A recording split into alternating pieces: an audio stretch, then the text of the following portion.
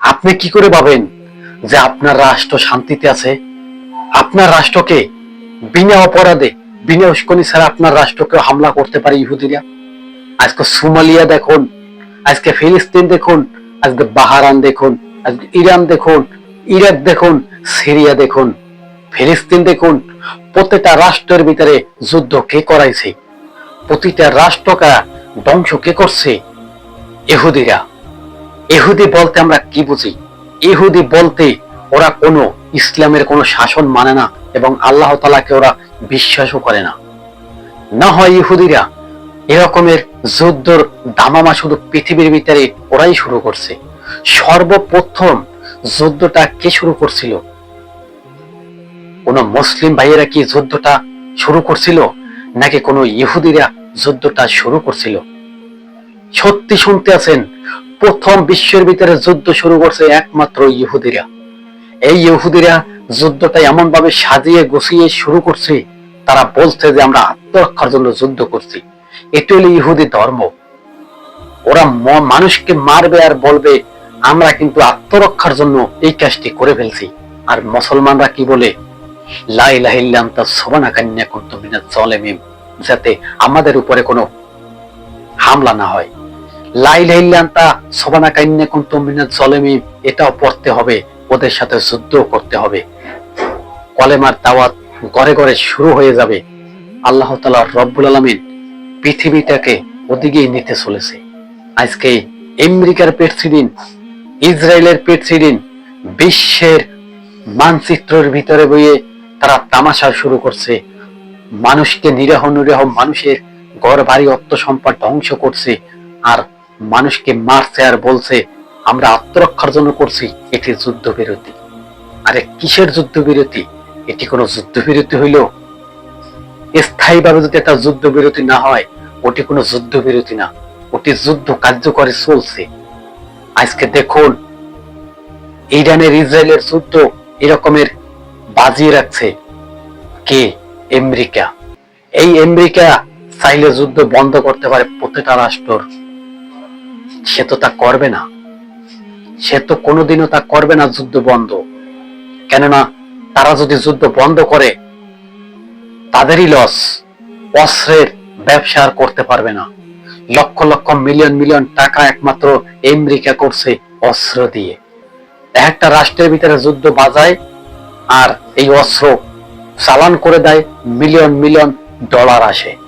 এই ডলারের বিনিময় তারা কিন্তু যুদ্ধ প্রতিটা রাষ্ট্রের ভিতরে চালিয়ে যাইতেছে।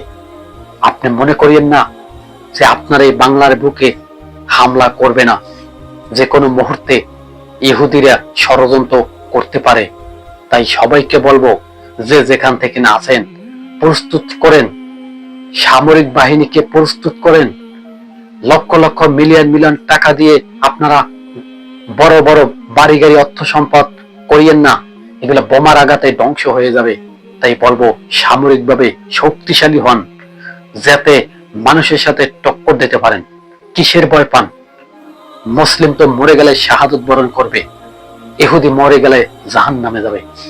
তারা মনে করে আমরা মারা গেলে আমরা কিতে যাব? নরকে যাব। আরে নরক বলতে কি বোঝা যায়? নরক বলতে কি জানো? তোদের ভিতরে নরক বলতে, জাহান্নাম বলতে তোদের ভিতরে কি বুঝাইতে চাও? তোদের ভিতরে একটাই, তোরা মারা গেলি জাহান্নামের আগুনে জ্বলবি। কেননা তোদের মতো ইহুদি পৃথিবীর ভিতরে মুসলমানকে হত্যা করছে অহরহ ভাবে। ফিলিস্তিনটা পুরো ধ্বংস করে ফেলছে। মুসলমানের শুধু একটাই দোষ, তাদের মায়া বেশি। আজকে মায়া করতে করতে আজকে নিজেরাই ধ্বংসত্ব হয়েছে।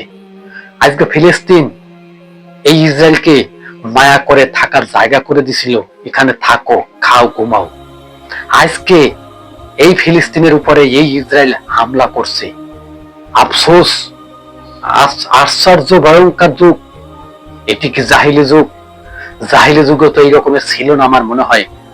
কেন ইসরায়েল আজকে মুসলমানের উপরে নির্মম ভাবে হত্যা করছে? আল্লাহ তাআলা রব্বুল আলামিন মানব জাতিকে তৈরি করেছে অনেক সুন্দর করে, আর সেই মানব জাতি পৃথিবীর ভিতরে ফ্যাসাদ শুরু করছে। আমেরিকার প্রেসিডেন্ট ইরানের ঘাটির ভিতরে হামলা করছে। এই হামলা করার কোনো প্রশ্নই আসে না। আর এই ইরান পারমাণবিক অস্ত্র বানাক না, সে তো ব্যবহার করবে না তোদের মতো ইহুদির মতো। ইহুদির মতো কি আমেরিকা কি ইরান কি পারমাণবিক অস্ত্র বানিয়ে কি ব্যবহার করতো? জিন্দিগিতেও করতো না। কেননা তারা কিন্তু কোরআনের অনুসারে চলে। এটি বানাইতে চাইছিল একমাত্র আত্মরক্ষার জন্য, তাদের উপরে যাতে কেউ হামলা না করে, যাতে লক্ষ লক্ষ মানুষই মারা না যায়। ওই এর জন্য আত্মরক্ষার জন্য এই ইরান কিন্তু পারমাণবিক অস্ত্রের অধিকারী হইতে চাইছিল। একের পর এক ইরানের উপরে হামলা করছে ইসরায়েল এবং আমেরিকা। আমেরিকা সরাসরি হামলা করছে বোমারু বিমান দিয়ে। যেই বোমারু বিমানটা দিয়ে যদি বোমা ফালানো হয় জমিনের ভিতরে 200 ফুট 250 ফুট মাটির ভিতরে চলে যায়, সেখানে পাথর লোহা যাই থাকুক গলে ভিতরে চলে যায়। চিন্তা করছেন ভয়ঙ্কর দৃশ্য। আমেরিকা কি করে পারলো ইরানের উপরে হামলা করতে? দেখুন, এত বড় ভয়ঙ্কর হামলা করছে, তারপরে কিন্তু ইরান আমেরিকার উপরে কিন্তু হামলা চালায় নাই। জানে যে হামলা যদি শুরু করে লক্ষ লক্ষ মানুষ মৃত্যুবরণ করবে, তাই আমাদের ঘাটির ভিতরে তারা হামলা করে দিতেছে থাক। কিন্তু এই ভাইব না যে ইরানের ঘাটির ভিতরে আবার হামলা করবে, ইরান চুপ করে থাকবে। তখন কিন্তু শুরু হয়েছিল হালকা পাতলা যুদ্ধ। এইবার যদি আমেরিকা যদি কোনো ভুল করেও ইরানের উপরে যদি হামলা করে, তবে কিন্তু এটি হয়ে যাবে ভয়াবহ একটা যুদ্ধের দামামা।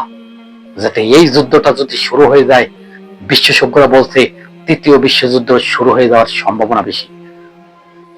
পৃথিবীর ভিতরে একটা রাষ্ট্র শান্তিতে নাই। সোমালিয়ার ভিতরে যুদ্ধ শুরু হয়ে গেছে। ইরাক, ইরান, ফিলিস্তিন, বাহরাইন সমস্ত রাষ্ট্রের যুদ্ধ শুরু হয়ে গেছে।